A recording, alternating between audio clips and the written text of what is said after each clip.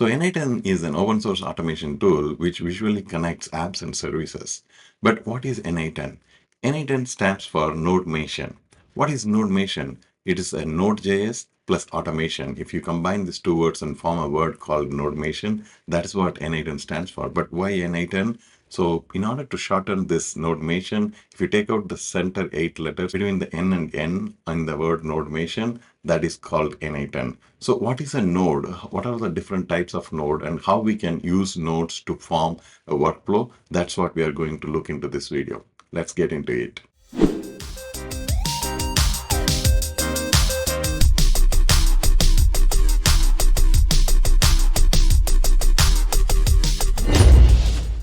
When you think of a node, nodes can do two main operations. First operation is a trigger operation. The second operation is the actions. So node can be used to trigger the workflow. The starting point of the workflow is called a trigger node, which is always used to trigger or start the workflow. And then there is an action node. The action node is responsible for taking or doing some action on some other systems or integrated with some other systems or transform the data or something like that, right? So these are all the two different operations a node can perform. If you think about the type of nodes, there are four important categories or types of nodes. The first node is the core node. Core nodes are the foundational nodes provided by the N8N, which could be a trigger node or an action node, which is used to trigger the workflow, test the workflow, integrate with other systems, and stuff like that. So core nodes can be logically categorized into different types of core nodes. So if you look at it, so core nodes can be, as we see, operation based. So it could be trigger or action based nodes, or it is a data processing nodes, or it is a flow control like if else loop, all this flow control node, or it could be responsible for security like guardrails and FTP and stuffs like that. Those are all the list of logical nodes. So when you think about core nodes, you have to think from all these four perspectives. Then it will be very clear, easy for us to understand, right? A core node could be either a trigger node or an action node, or it is used to process the data, or it can be used to control the flow, or it could be used for security. These are all the five categories of core nodes which we can predominantly use in any workflow. When we think about a trigger node, so what are all the potential examples of frequently used trigger nodes? So as you see here, scheduler node, which is one of the most commonly used trigger node, and RSS feed, and then N8N form trigger, and then chat trigger node. These are all some of the trigger nodes which are popularly used, right? And then when it comes to action nodes, some of the key action nodes are HTTP request. We can make a HTTP request to other services to take some action. Respond to a chat, okay? We can respond to a chat message which comes from WhatsApp or Telegram or something like that, okay? Or it could be a GraphQL. So in GraphQL, what are all the different GraphQL operations we can take? We can, query, or we can update, all these kind of GraphQL operations we can perform, right? So that is the action, some of the examples of action node. And then there is a data processing node. So data processing means you transform the data, right? You compress the data, you edit the field, like filter, sort, split the data, stuff like that. So any kind of operations like this are part of the workflow as part of the data processing nodes, right? And then flow control examples are like if, switch, loop over, wait for some actions to be completed, stuffs like that are part of the flow control. And some of the security related example nodes are guardrails, LDAP connectivity, and then JWT token validation and stuffs like that. So these are all some of the security. So at a high level, if you look at it, so it starts with a trigger node, and then an action node, and then data processing node, and then flow control, and then security nodes. If you put all this together, you can form a beautiful workflow. Again, core nodes are foundational nodes provided by N8N to build the complete workflow, which are categorized at a high level into five different buckets, right? Trigger nodes, action nodes, data processing nodes, flow control nodes, and security nodes. So with this five set of nodes, we can build a complete end-to-end workflow, right? So that is core nodes, okay? And then the next one is the cluster nodes, okay? So what is a cluster node? A cluster node is a group of nodes work together to provide a functionality. It is not a single node. Core nodes are single nodes, right? A cluster node is a group of nodes which work together to provide a functionality. So cluster node consists of two set of nodes, right? One is the root node, which is the first node, and then under that root node, there are many subnodes. Okay. So what are the examples of a root node? For example, AI agent is a root node, right? So it is part of the cluster node because if you look at that cluster node, it will have multiple pointers to connect to other subnodes. Okay. Generally, if you look at a core node, it's an one input and an one output, right? That's how the core nodes will look like. Okay. But if you look at the cluster node, the root node of the cluster node will have one input and there are a lot of connection points to connect to the subnodes. So that's what. So for example, if I go to the subnodes, if you see some of the subnodes, the Olama chat model, the AI agent tool, embedding model. So these are all potentially could be a subnode to an agent to perform its operation, right? So if it is an agent, it needs a model, it needs a memory, it needs an agent tool, all that, right? So these are all some of the subnodes which can be attached to a root node. By doing that, it becomes a cluster node. So now we know what is core node and what is cluster node. So now we move on to the next type of a node, which is a credential.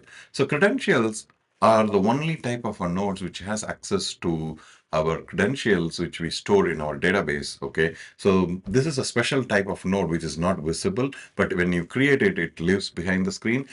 All the credentials are by default encrypted using a random personal encryption key before it gets stored into the database. And this key is generated automatically during the first run of the N8N.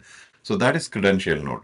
And then next one is community nodes. So N8N, since being the open source, there are a lot of community people who are building or creating nodes for other for general connectivity integrations and app integrations and stuff like that. Okay, so that's called community node. But we need to clearly understand community node comes with the risk. Okay, and also N8N has a block list of community nodes, which we wanted to be really careful before we start using those, right?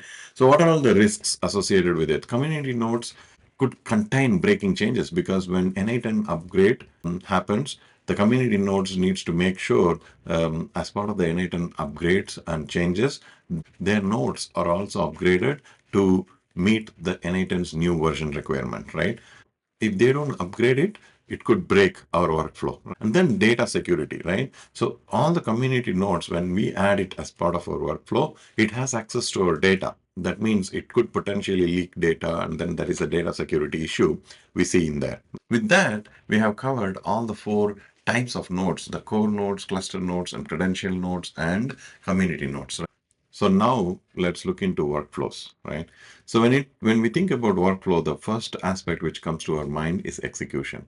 So an execution is when we run an workflow and all the steps are completed and it provides an output, that complete process is called an execution. What are the different methods we can execute an workflow? The first method is manual. So we can execute a workflow manually, and when we use that while using testing. So when we use a testing, we use a manual execution method to run the workflow to test the workflow. So the second method is in production, right? So when in production, when we want to execute a workflow, we have to publish that workflow. There is a publish button. We have to publish that workflow before it gets accessed through the production URL, right? So that is very important. And then the partial execution. What is partial execution? Again, one step at a time. Okay. So we have an option to execute the workflows one step at a time by opening the workflow, clicking on that step, and then execute that particular step to see what it produces, output it produces, right? So these are all the different ways to execute an workflow. So when it comes to workflow, this is the very important aspect we need to understand. One is execution. What are all the different ways we can execute? The manual method, how we can execute in production, and before production execution, what are all the steps we need to do? We need to publish that workflow, and then if there is a way to partially execute an workflow, yes, how we can execute it at a step level for debugging and other purposes, right? So with that, it covers the workflow portion of it. So now let's get into the N8N dashboard and start building some workflows. So once you log in into your N8N dashboard, this is what you see. So you go to your overview area. So you now see a create workflow. Click on this add first step button, and that's where we can start building our workflow. As you remember, the first step is to add trigger nodes to start the workflow. That is all, that's where we always start with, right? So trigger manually. So as you see here, you see a first node called trigger manually. So this is used generally for testing purpose. So if I add that, so this is saying, okay, execute a workflow, and then nothing else is there. So if you execute, it executes the step and then the steps afterwards to this step, right? So now this is a trigger node, right? So as part of our core node, this is our first trigger node. It is a manual trigger which is used to test a simple workflow. And then next one, we will add an action node. So we added a trigger node, we will add an action node. So for example, in this case, I'll add HTTP action node. So in this HTTP action node, I'm going to do a get call to a public API. So if you go to Google and search for cat fact API, so you'll get to this page. So this page you can see get a single fact or multiple facts, and then you can see here you can put the parameters, how long the fact needs to be and how many you want, and then execute. You can see the results here, right? So that's the API I'm going to use. So I'm going to use this. So I have copied the URL here and then execute this step to test whether it is working or not. Okay, if I execute, as you see here, you see the output. So now I'm able to get 5 cat facts here. So that means this node is working. So this is what, if you remember, we can test a workflow by manually executing it or in production mode or partial execution. This is what partial execution means. In this case, we execute this specific node to make sure this is working. There are a lot of other parameters we can set here, but we are not going to worry about this now. For now, this is just the get cat facts using HTTP URL, right? So now we have done this. And then if you want to test this workflow completely, so now I can say execute workflow. So when I execute workflow, as you see here, so this first node got executed, and then the second node got executed, and we can go here and see every input and output for every node if you open it, okay? Or if you go here into the logs, so you can see here also all these nodes getting executed. So first node, second node. So this is how we know debug every workflow, right? So what is executed, what is the input, and what is the output. So here it's saying the input and the output. So input is nothing basically, and then the output is this one. Okay. So this is how a simple workflow will work, and then we save this. Once we save this, it is not still published. Okay. So if you look at it, the workflow has no trigger nodes that requires publishing. So this is purely in a test only mode. So if you want to publish this workflow, it should have a trigger node which is compatible to be triggered from an outside N8N world, right? So now let's look into some other nodes, right? Some other trigger nodes. So there are basically there are 5 trigger nodes which are very important for us, everybody to understand. So let's look into all the 5 nodes, okay? Scheduler trigger node, okay? You can schedule a workflow to be executed on a certain defined frequency, right? And that is what this scheduler trigger is meant for. So for example, if I select seconds and then say every 2 seconds executes this workflow, right? And then I will save this one. If I save this one, and then if I go here, I will remove this link, okay, here, and then remove this, and then put this here and attach it to here, okay, and then save it. So now what will happen is every 2 seconds, this workflow will keep on executing, right? So that is what is going to happen. So now this scheduler node is something which will automatically run, and now we can publish the workflow. As you see here, the publish button is now enabled. So if I go ahead and publish this, so now it is going to say what is the version, description, and all. So we have to provide a proper naming convention, but for now I'll just leave it and then go. And then it says, okay, your scheduler node will trigger execute on a defined schedule, right? That's what it's saying, and say yes. Okay, go ahead. Okay. So now if I go into the next tab here, you can see every 2 seconds this workflow is getting executed here. See here.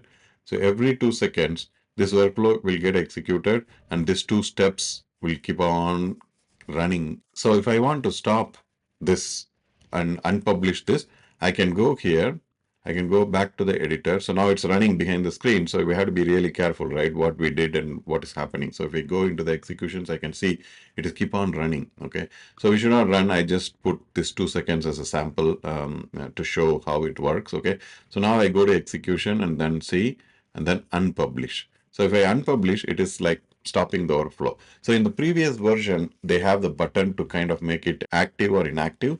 But in this version, it is a publish and then unpublish because now it is versioned. So we can publish a different version of a workflow. So if I go back to the history, you can see all the versions of this workflow, right? Whenever I made a change, every change. So I started with this one node and then I added a HTTP request and then I added a trigger node and then, moved the trigger. All these things we can see in the history, right? So that is what the version history is meant for. Okay. At the same time, when we publish different versions of the workflow, that also gets into the history. For example, if I publish this version, okay, so if I publish this version and then go to the history, you can see a published version. This version is published. So now, if I go back to my workflow, if I go back to my workflow, I'm going to change this time from 2 seconds to 2 hours. Okay, 1 hour. Okay, maybe 1 hour. Okay, so if I change it to 1 hour and save this, and then you see here the publish button is again enabled. If I publish this, because now I saved this workflow, but if I go back to the history, the published version is not the current version what I saved. Okay, it is an older version which is running, which is 2 seconds. Okay, so we can see it here the executions, it is still running with the 2 seconds. See, it's still running with 2 seconds. So our new changes of 1 hour is not yet published. Okay. So now we have to go and publish this version of the workflow. And that is the new versioning and publishing capability which came as part of the version 2.0. Okay. So now if I go back to the history, so now you see the new version, latest version is published. The old version, if I go here and I can check the configuration, see, old version has the 2 second configuration and then the current version what we published has 1 hour configuration, right? So that is how the versioning, publishing, all these things comes into play with a very nice clean history what we are running and how we can change it back and forth and stuff like that. Okay, so what one good thing is with this versioning, I can make this version published. Okay, so restore through this version or publish this version. If I click this one, then what happens is this version gets published. So with this, whatever changes we made when we go to production, these capabilities are very, very important. So when we want to roll back a change to an older version, this comes very handy, right? And that is what this is being used for. Okay, so now I'll go back and publish the latest version. Okay, so this is versioning.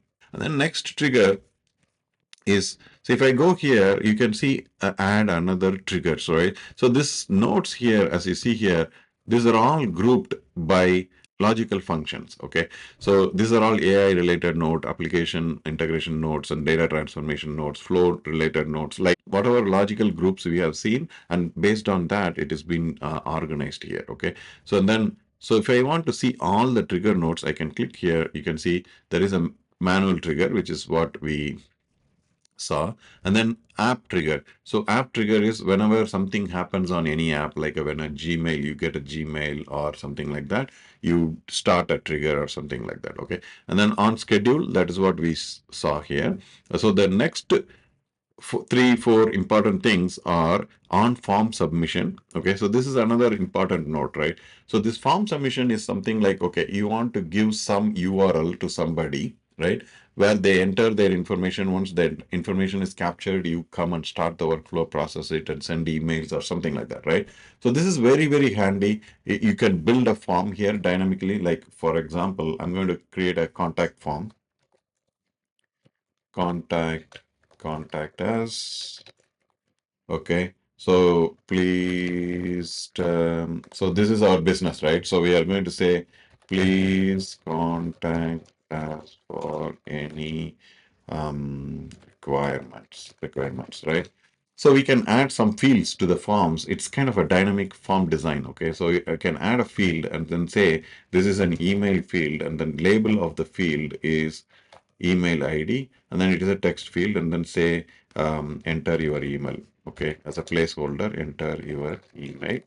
And then we can say, explain your problem or something like that, right? So we can put a description field, maybe description field. So explain your needs. Okay, explain your needs. It's also a text field or something like that. Here, one more important thing is if it is an email field, we can put email as a type so that it validates the form. Okay, so now I will save this form. So on form submitted, this workflow will trigger, right? So I will save this form and then go out from here. Whenever the form is submitted, I'm going to trigger this and then execute this. So now I will execute this form in a test mode, right? So if I run this, you see there is a pop-up here. So when I click on this pop-up, so now the form is coming. So this is what we have given in the form. Contact us, please provide any required information and all. Now I'm going to enter some email ID. Okay, test @gmail.com. And then I wanted to build a new app. Okay, just I'm giving some explanations and then submit the form. Once the form is submitted, so it says form is submitted, I come here. So you see here, this node got executed, right?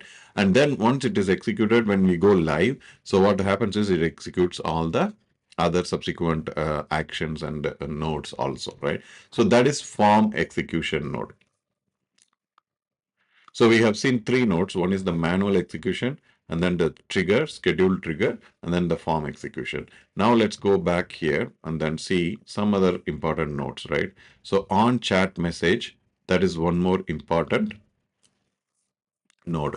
Okay. So on chat message is, so here.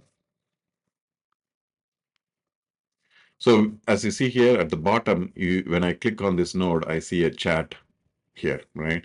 So if I say hi, this node gets executed. You see here, it is kind of a chat bot within our application simply, right?